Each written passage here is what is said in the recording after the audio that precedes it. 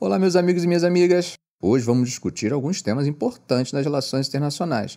Primeiro, questionamos se o Kremlin considerará a proposta de uma trégua olímpica durante os Jogos de Paris. Será que isso é viável? O que Moscou acha disso? Em seguida, temos uma questão crítica sobre a OTAN. Existem vulnerabilidades na tecnologia submarina que poderiam comprometer a segurança de bilhões na Europa. Será que a Rússia poderia aproveitar esse ponto frágil? Além disso, vamos analisar as possíveis respostas de Israel ao recente ataque iraniano. Quais estratégias Israel poderia adotar para retaliar?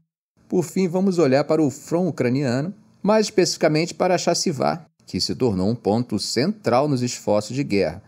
Qual seria a importância estratégica dessa região para ambos os lados envolvidos no conflito? Bom, gente, vamos iniciar falando sobre a preocupação da OTAN com a segurança submarina na Europa, diante dos avanços tecnológicos da possível atuação hostil contra essa segurança.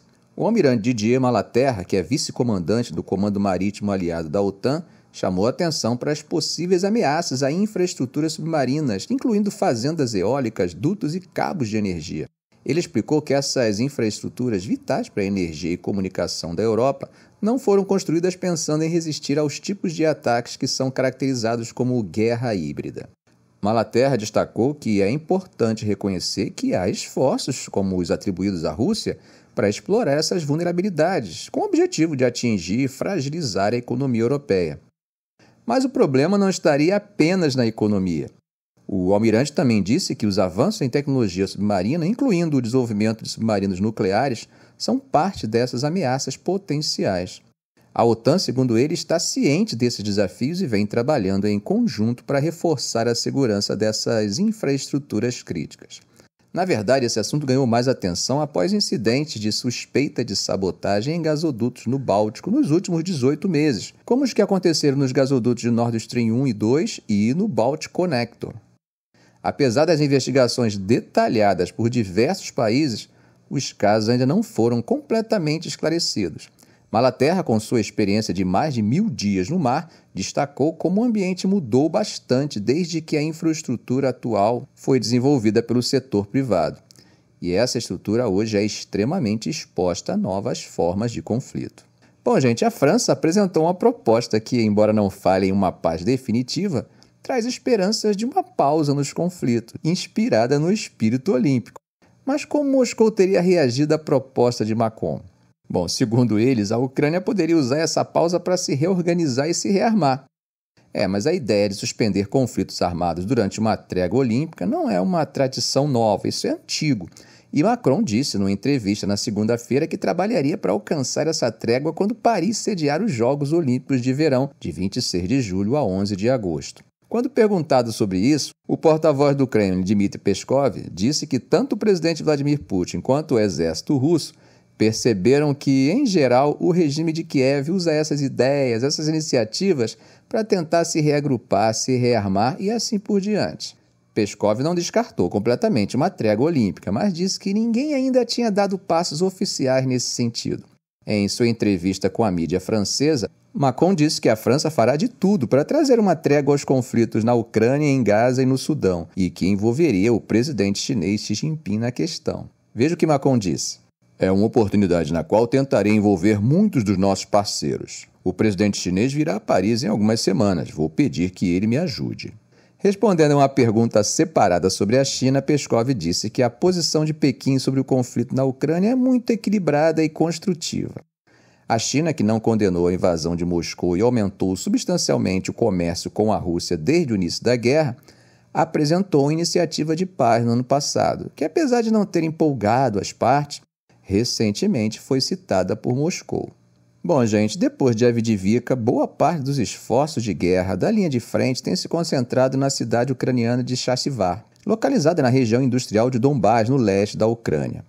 Paraquedistas russos alcançaram a extremidade oriental da cidade, que, segundo o principal comandante de Kiev, Moscou deseja tomar até 9 de maio, data em que a Rússia celebra a vitória soviética sobre a Alemanha nazista.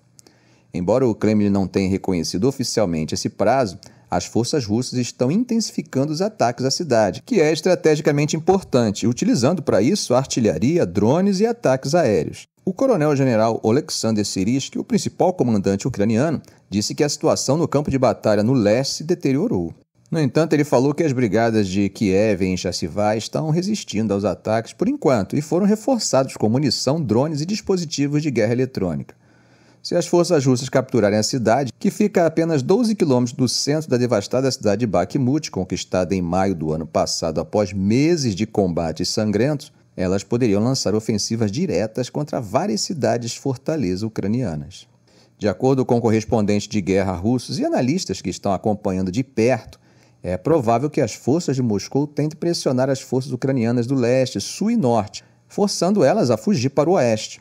Soldados russos até começaram a telefonar para seus homólogos ucranianos em Chasiv, exigindo que se rendam ou enfrentem bombardeios aéreos guiados, que têm sido usados com efeitos devastadores, segundo o veículo de notícias estatal russo Rossiyskaya Gazeta. Kiev, que está pressionando Washington para liberar aquele pacote de ajuda atrasado, teme que a Rússia esteja preparando uma grande ofensiva ao longo da frente de mais de 1.000 quilômetros. Chasiv, chamada de Chazová pelos russos e conhecida como Kiet Ravine antes da guerra, tinha uma população de mais de 12 mil pessoas e sua economia pré-guerra girava em torno de uma fábrica que produzia produtos de concreto reforçado e argila refratária resistente a altas temperaturas, usada para fazer produtos como tijolos. Por ser localizada em terreno elevado, a cidade serviu como ponto de reagrupamento e como base de artilharia avançada para o exército ucraniano. Ela foi extensivamente bombardeada e danificada pelas forças russas. Um ataque russo a edifícios residenciais na cidade em 2022 matou pelo menos 43 pessoas, que a Rússia afirma serem tropas ucranianas. Atualmente restam apenas algumas centenas de moradores, na maioria idosos, alguns dos quais estão indo embora. Os que ainda estão lá se abrigam em porões e dependem de voluntários para comida e água. O prefeito da cidade fugiu há muito tempo e Shehi Shaus, chefe da administração militar local, traz ajuda para as cidades de outros centros. Bom, gente, analistas militares russos apontam Sloviansk, Kramatorsk, Druskivka e Konstantinivka como as cidades fortaleza no leste da Ucrânia, acessíveis a partir de Chasiv. O Instituto de Estudos de Guerra, com sede em Washington, descreve essa cidade como a espinha dorsal da defesa do exército ucraniano no leste. Eles ainda destacam que o esforço ofensivo para tomar Chasiv oferece às forças russas as perspectivas mais imediatas para avanços importantes sob o ponto de vista operacional. A ISW alertou que perder Druskivka e Konstantinivka seria um grande revés operacional difícil de reverter. E como deve ser essa batalha? Bem, durante a longa captura de Bakhmut e Avdiivka, ao sul, as baixas de ambos os lados foram altas, embora, como sabemos, não existam dados públicos confiáveis sobre a escala dessas baixas. Sergei Markov, ex-conselheiro do Kremlin, prevê que a batalha por Chasiv será igualmente difícil do ponto de vista russo. Veja o que Markov disse. O período de luta por Chasiv começou. Será longo. O combate será semelhante ao de Bakhmut. Alexander Kots, correspondente de guerra do jornal Komsomolskaya Pravda da Rússia, que frequentemente viaja com o exército russo, mencionou que as forças aerotransportadas estão tentando avançar. Veja o que Kots escreveu no serviço de mensagem Telegram. Para entrar é necessário primeiro nivelar os flancos e cercar a cidade, proporcionando vários pontos de entrada de diferentes direções ao mesmo tempo. Isso é necessário para esticar as forças de defesa do inimigo na cidade e forçá-las a se mover constantemente em diferentes direções sob o nosso fogo constante. Analistas ucranianos com o Deep State UA, um grupo que acompanha de perto a guerra, disseram no X que a Rússia estava reunindo reservas para a batalha de Chasiv. Essa situação já deixa claro a importância que é dada por ambos os lados para o controle dessas cidades estratégicas. Bom, gente, a Alemanha, que vem sofrendo internamente pressões, inclusive jurídicas, sobre a venda de armas para Israel, chama atenção para um movimento europeu que aponta para sanções contra o Irã. A ministra das Relações Exteriores da Alemanha, Annalena Baerbock, disse que há vários países europeus que estão pensando se devem estender um regime de sanções já existente da União Europeia contra o Irã, que foca especificamente na produção de drones. Baerbock já tinha trabalhado com a França e outros parceiros da União Europeia no fim do ano passado para tentar estender essas sanções. Veja só o que ela disse. Espero que agora possamos finalmente dar esse passo junto com a União Europeia. Está programada uma reunião virtual dos ministros das Relações Exteriores do bloco para discutir as tensões no Oriente Médio nesta terça-feira.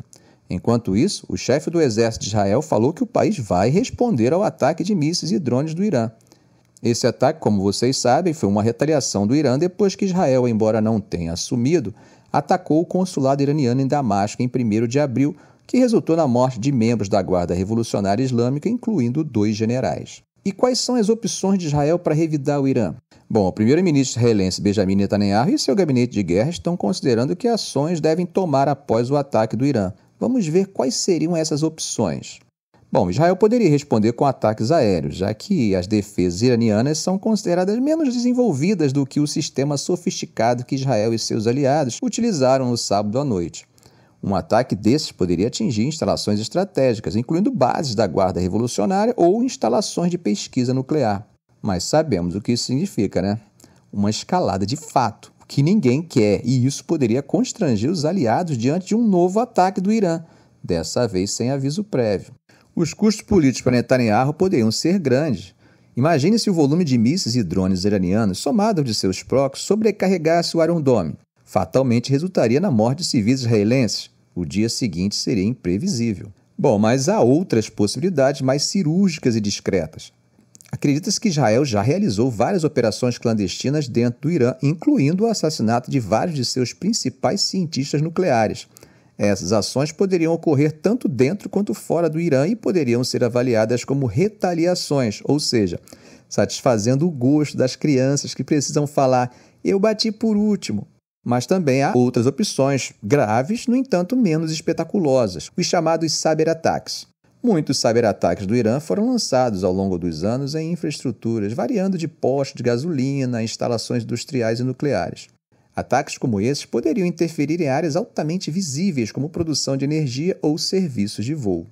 Bom, gente, torçamos para que os adultos da sala usem o bom senso e voltem a conversar, negociar, discutir, formas pacíficas que os adultos civilizados e inteligentes alcançaram depois de milênios de uso da desinteligência como a única forma de resolver suas controvérsias. Ficamos por aqui. Se esse vídeo foi útil para você, faça um comentário, compartilhe em suas redes sociais, dê um like. E é claro, se ainda não for inscrito, inscreva-se no canal e ative o sininho. Ok, gente? Um grande abraço do professor Arão Alves.